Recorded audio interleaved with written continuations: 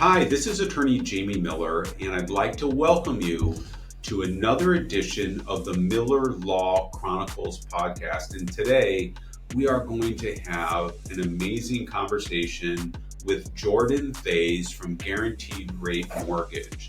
This is a really important podcast opportunity for our clients, and not only for our clients, for anyone that's having challenging credit or anyone that's filed bankruptcy ever. When we meet with clients, one of the most important questions that they ask is, am I going to be able to purchase my dream home after I file for bankruptcy? And that question is yes. We've established a relationship with Jordan Thayse at Guaranteed Rate Mortgage because Jordan is going to meet with our clients either before they file or shortly after they file, to put them and to strategize with them and to put a plan together that's going to help them get to a point that 24 or 25 months after a bankruptcy is filed, that they're going to be able to qualify for a conventional mortgage. And what's great, and you're going to hear from Jordan in this podcast, is that he's helped our clients, but in particular, he's helped a client by the name of Daniel, who has been pre-approved for a mortgage. Daniel's filed bankruptcy within the last 2 years, and he's at this point now where he has that loan guarantee in his hand, and he is out looking for real estate and looking for that home. So when he finds that home, makes an offer, gets it accepted, Jordan is going to stand with him and be able to finance that home for Daniel. Just really excited. We're excited that Daniel is going to be able to get that home. I'm sure you're going to really enjoy this podcast. If you like what you're hearing, please go to YouTube and Spotify and Google Podcasts and Apple Podcasts. Subscribe, like us. It's going to allow us to continue to bring wonderful free content that is helpful to everybody. So thank you so much, and we look forward to getting your feedback on this wonderful podcast with Jordan Thayse from Guaranteed Rate Mortgage. Thank you.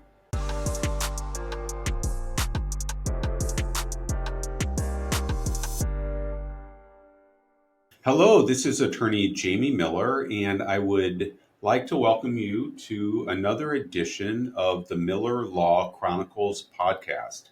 And today I'm really excited that we have Jordan Thayse with us from Guaranteed Rate Mortgage. And today we're going to spend some time with Jordan talking about opportunities for people to get mortgage financed, to buy that home that they've always wanted to. We're going to talk about bankruptcy and financing a mortgage and getting that home. We'll talk about credit issues and all of that.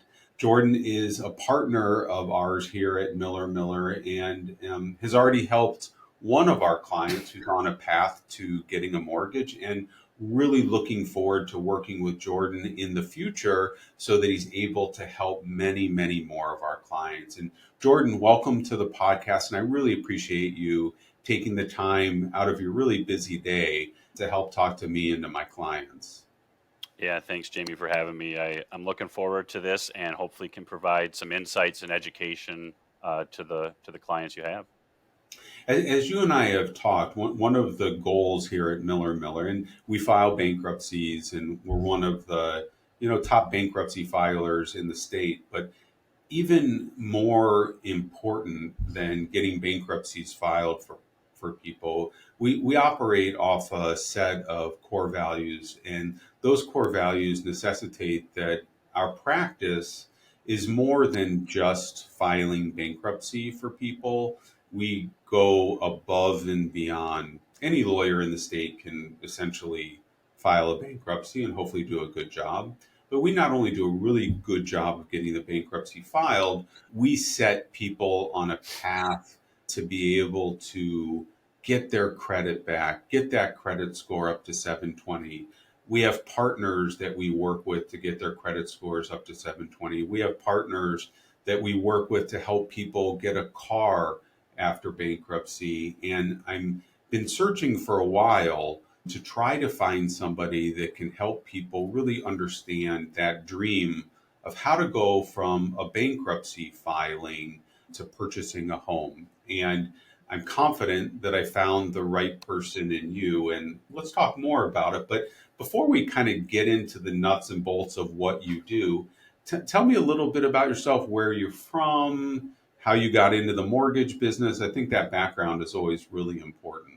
Yeah, no, I appreciate it. And I do agree with you first and foremost of alignment of the morals and philosophy, if you will, of the practice that we each intake and what it is we're looking to do for these clients. But for myself personally, I am born and raised in Green Bay, Wisconsin. I like to call myself a true East Sider, if you will, of the city. I'm married for just over 12 years, as well as we have a new puppy that's just over 1 years old. We have a cabin in Minocqua that I'm a big outdoorsman. I really enjoy fishing and just spending time outdoors where I can. So that's the balance of the work life. And so I got into the mortgage industry in the early 2000s. It was a family business that I grew up in, and I've been originating loans in mostly the residential mortgage space for 21 and a half years. And we happened to come across each other recently, like you alluded to, with a mutual client that has allowed us for me to be here today. So I just want to say thanks as well for having me. And I look forward to providing some education to the listeners here as we go forward. Right. And one of the questions, and when I talk to clients and the other lawyers in my office talk to clients for the first time, one of their first questions is number one, if they own a home, am I going to lose that home? Which the answer is no, you're not going to lose your home when you file for bankruptcy. But the next question is, if they don't have own a home, is am I still going to be able to maintain that dream of home ownership after the bankruptcy is filed? And on top of that, they then ask, tell me a little bit about how the filing of the bankruptcy is going to impact my credit. And you've been in the industry for a long time and have helped a lot of people that have filed for bankruptcy. So tell me a little bit about what you see, what the impact on someone's credit is of filing a bankruptcy.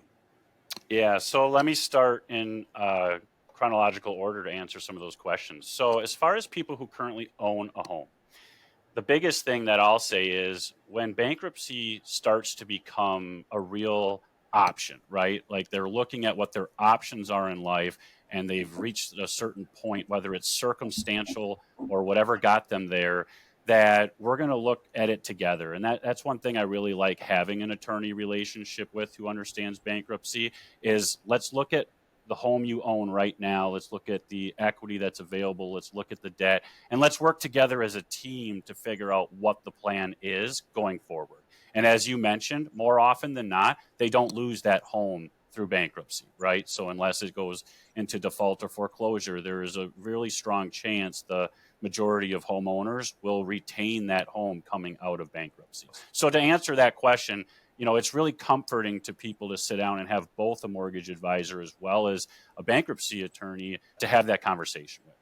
On the other end of it, there's people who either lost a home or haven't never owned a home that think bankruptcy means that they'll never own a home again. And they couldn't be further from the truth, right? So what we want to do with those clients is help them to understand that bankruptcy is something that has been set up for them, legally to put themselves back in a position to move forward with life. And the next step is if home ownership is a future aspiration, how do we help them get there? And what does that mean?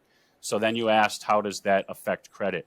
Well, one of the things I tell people is when you file bankruptcy, so say you're at the point where you are filing bankruptcy and declaring bankruptcy, most of that damage has likely already been done to your credit report.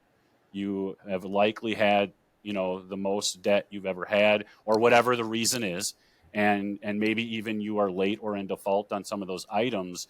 And so the bankruptcy itself does put a public record on a credit report, but most of what's on the credit is now in what's called a derogatory area of the credit report. And so really that starts now the process of how do we move forward, and what does that timeline look like?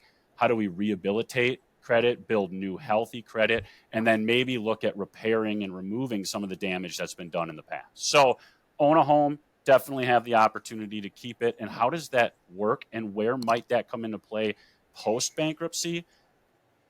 Otherwise, home ownership aspirations, how do we help get you there, understand what those timelines and what you need to be doing, so it makes sense? Right. And what are some of the factors that you see that help somebody improve their credit after they file bankruptcy? Sure. So let's just quickly talk about what's on a credit report. When you look at a credit report, and let's call it top to bottom order, okay? And I'll make it very simple for people. The top is going to be any existing accounts that they have that are being paid on time, and this is their current what's called trade lines, okay? The next area is going to be what's called derogative, which may still be things that are active or may not be active, but they've been put in a derogative area for one reason or another. Most easily explained is maybe you missed a payment on it. And then there's the collection and public record area. So anything that's made it into a collection, charge off, or again, like bankruptcy public record. So what's important for people to understand is one of the most important things that they need to do is start to build new healthy credit. A lot of people, when they go through bankruptcy, they're, for lack of a better term, they're scared of credit, right? Because that debt, as they see it, is what got them there in the first place. But there are some very safe options on how to build new healthy credit, and that's what I like to help with, and I know that's what you like to help them with too. Is what is the way to go about doing that? Because you really need to establish new, clean, healthy credit. And then the next piece of it is, how do we look at what's on the derogatory or collection areas, and are there things there that we can clean up or get rid of? And there's processes on how to do that. So in conjunction, those are two things that we spend a lot of time on and provide a blueprint. How do you get from where you're at now, point A, to point Z, which is stronger credit and hopefully home ownership? Right. And one of the services that we offer to all of our clients, whether or not they're looking for a new home or new mortgage, but everybody, once their case is discharged, is going to have a credit evaluation and a credit report evaluation. And we're going to look through each line item of the credit report and make sure that the bankruptcy is reflected on the credit report. And maybe tell me some of your experience in seeing credit reports when there is a derogatory late credit card payment or late personal loan, and then they file bankruptcy. What do you like to see the credit report show after a bankruptcy is filed so a client or someone who's filed can move forward?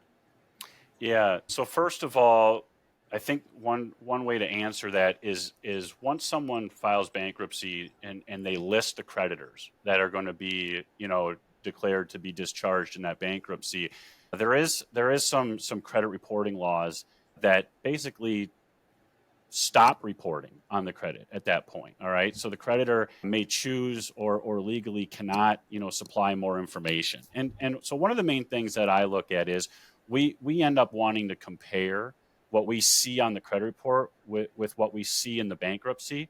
And we want to know that that debt that's been discharged is being reflected accurately that way, because that makes it really easy for us to know that that's all been included and in there.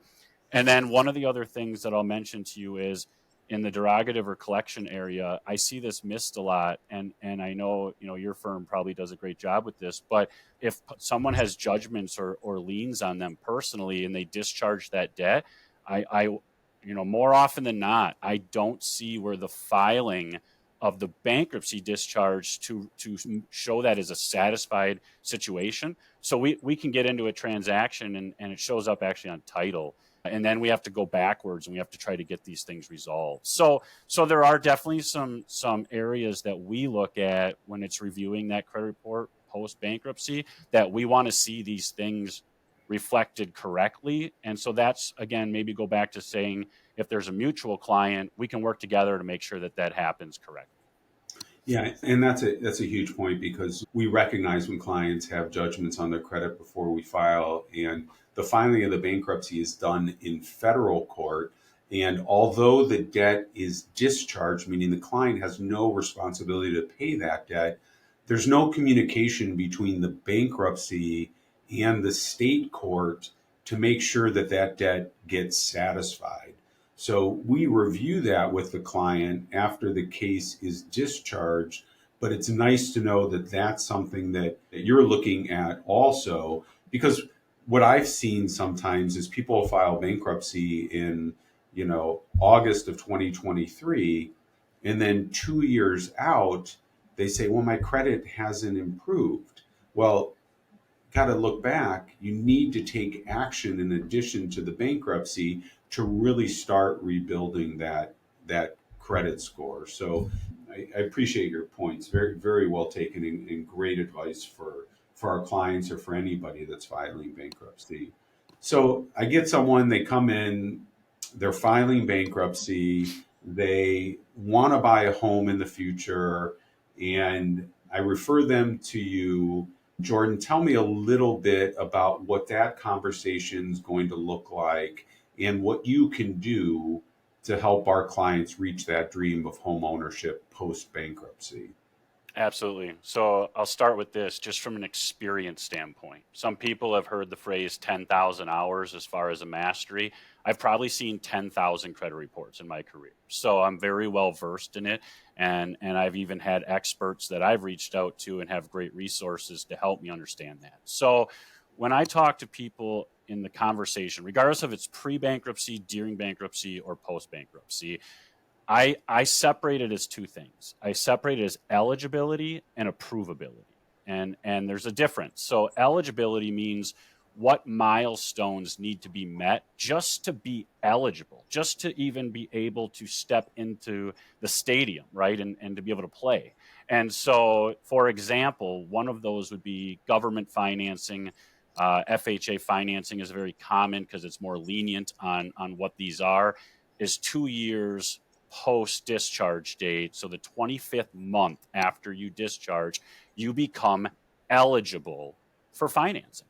But that does not guarantee approvability. Okay. So, what I'm working on with these clients and why it's important that I feel we talk as early as possible in the game is I want to help them do the two things I talked about. How do you build new, clean, healthy credit? What do we want to see? Okay. As far as trade lines go and how long they've been established and being paid on time, as well as when we talk about that derogative credit, every single one of those, and this is how the analogy I use to people, think about it, you're in a hot air balloon. Those are all anchors holding your score down. As many of those we can cut that rope off, your score will go higher and higher and higher. Okay. And it's a process, and sometimes you don't get them all, but we look at them individually and we work through that. So we're building new credit, which is as important as trying to clean up the old credit.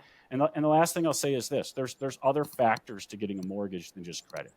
So we're going to look at what is your employment history, what is your income, what are your assets, and how do we maybe help them budget and build towards if there's a down payment that's going to be needed, and the all-encompassing loan profile. And I know you and I have talked about this, and what I like to tell people is I'm not the judge or the jury when it comes to them getting a mortgage. I'm the mortgage attorney, just like you're a bankruptcy attorney. My job is to build a case and to help them know how to strengthen that case and profile. And I'll guide them, throughout that process. That's great. In one of the services that you generously, and I'm so appreciative, is that when I have a client that files bankruptcy now, they may not be able to qualify for a mortgage for 24, 25 months, but you're willing to meet with them now, review their credit report, review their situation, and give them assistance so that they can cross that barrier and have approvability 2 years from now. And what is something that you'll suggest someone could do after a bankruptcy filing? Let's say someone files, they wiped out all of their credit card bills, medical bills, and maybe they don't own any real estate. They have a car payment, so obviously they got to stay up to date on that car payment. But what other things can someone do to build good credit within that, 24-month period of time that you're working with them? Yeah, I've got two things I'll bring up that I really like, and I think maybe now's a good time for me to bring up a mutual client that we have, that his name's Daniel, that recently reached out to me a couple months ago.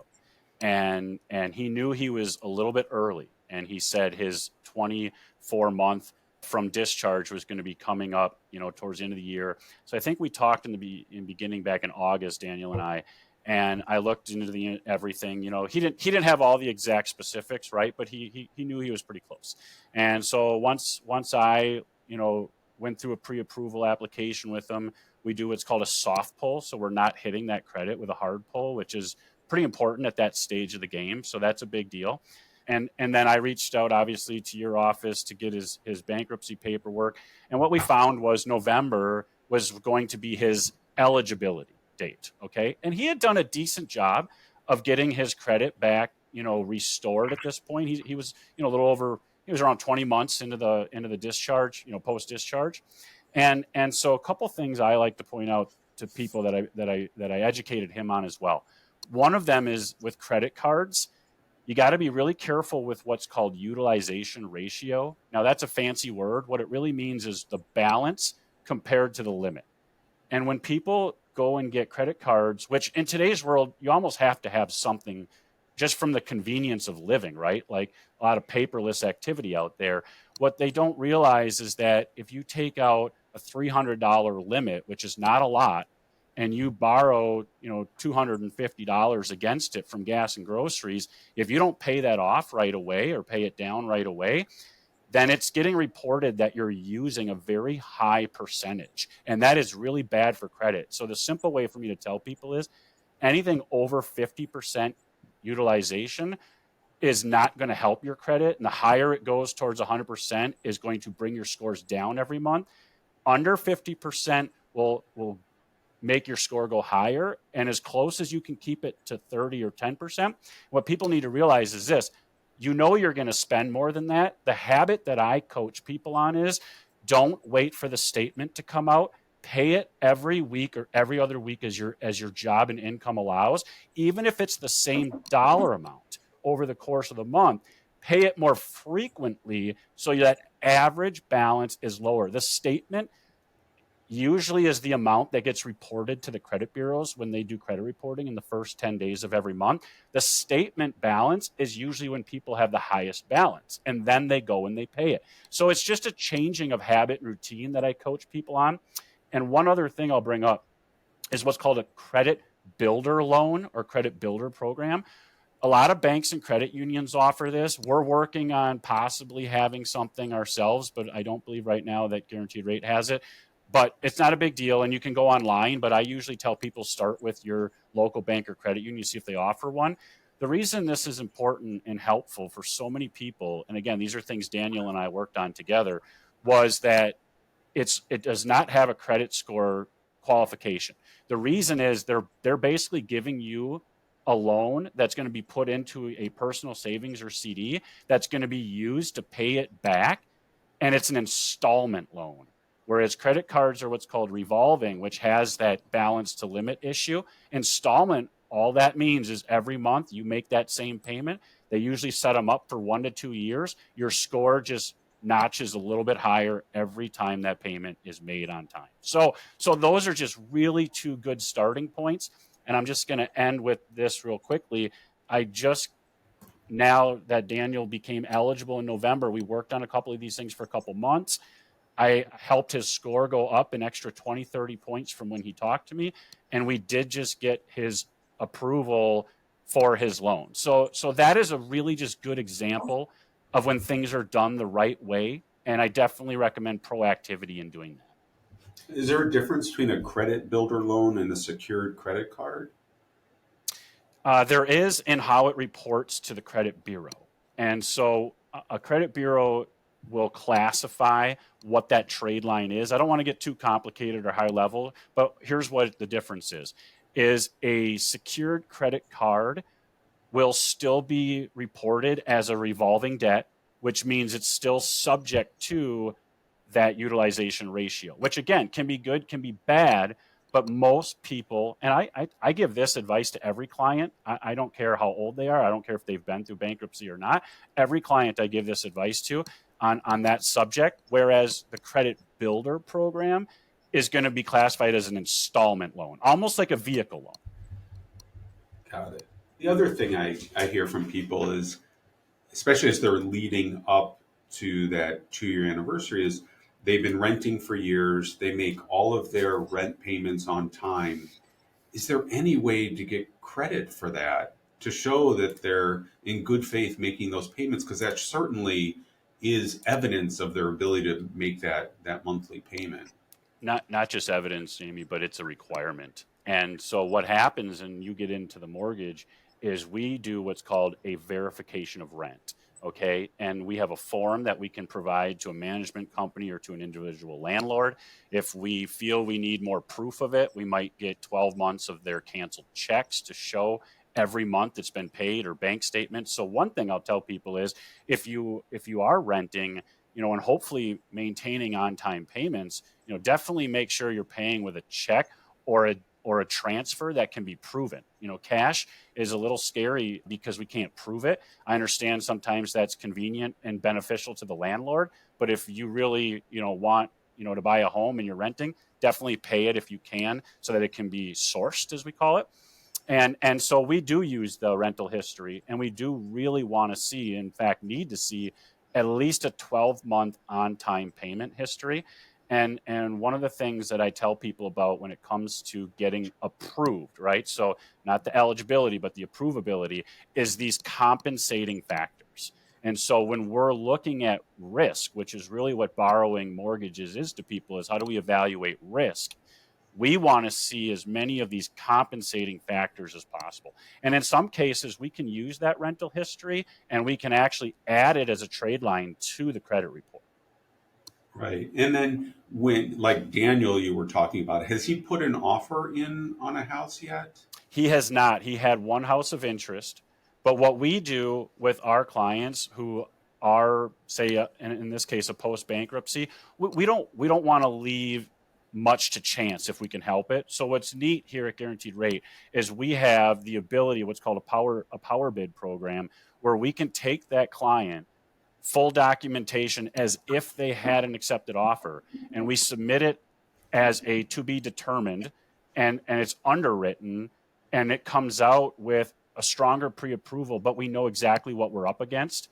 So there's no guesswork. They're not going to go get themselves under contract and have it fall apart. A lot of lenders do not do this. And so what we do is that extra step where once they're eligible and then they become approvable, we're actually going to take them all the way through the underwriting process. So now when they go home shopping, it's literally insert home. We have everything else ready to go. And it makes for a more streamlined process as well. And you're talking, and I know that interest rates are higher, and we're all aware of that now than they were several years ago. But what you're doing for our bankruptcy clients is you're not putting mortgages together at crazy interest rates. You're really helping people get to a point where they can get a conventional, reasonable interest rate, which is obviously has great impact on that monthly payment that they're paying. Yeah, for sure. And I think what people would be surprised to know is how little the bankruptcy itself impacts what that interest rate that they're going to get is. But I always bring it back to affordability. So a lot of times, and even say Daniel, for example, when he first reached out to me, a lot of times the question people start with is, how much can I get approved for? How much of a home can I get? And my immediate response to that is, it doesn't matter what I tell you I can get you for a loan. We need to talk about what your comfort level is. What do you want that budget to look like? What is that threshold that you don't want it to go over?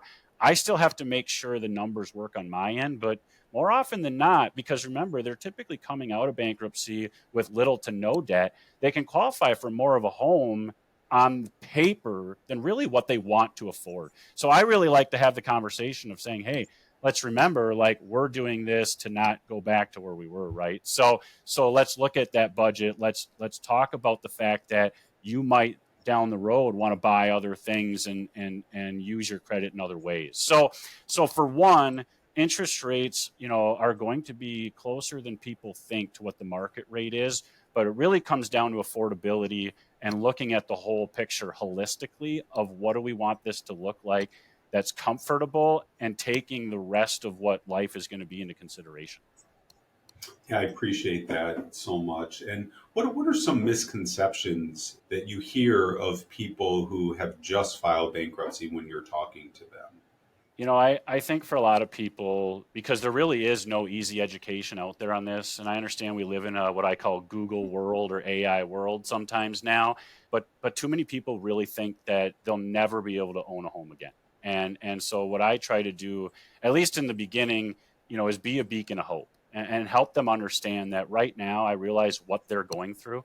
And again, a lot of times these are circumstantial, right? So someone might have had something happen with their life, with their marriage, with their children, with their job, so there's reasons that they're in this position in the first place.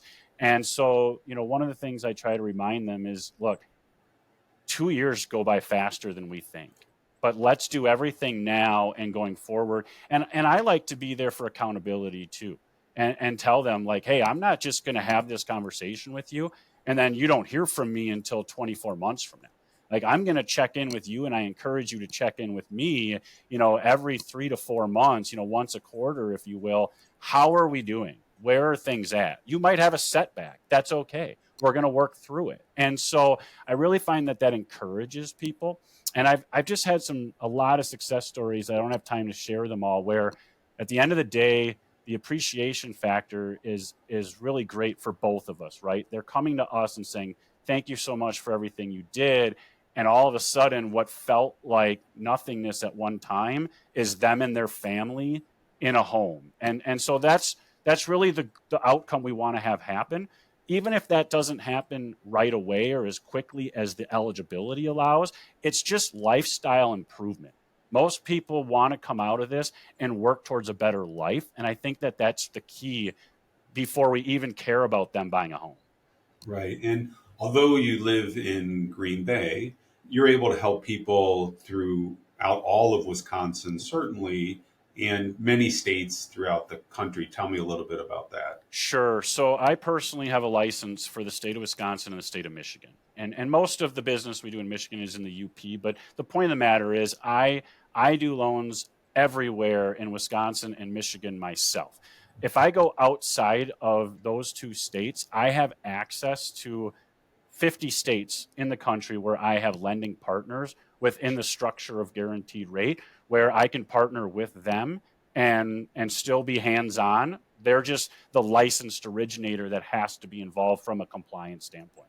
So if someone goes through bankruptcy with you, but then because of life or job, they're relocating, even if I was there to help them in the early stages and now they're going to buy outside of where myself personally can lend, I'll still be able to guide them and be involved with a nice handoff and work together to get that done.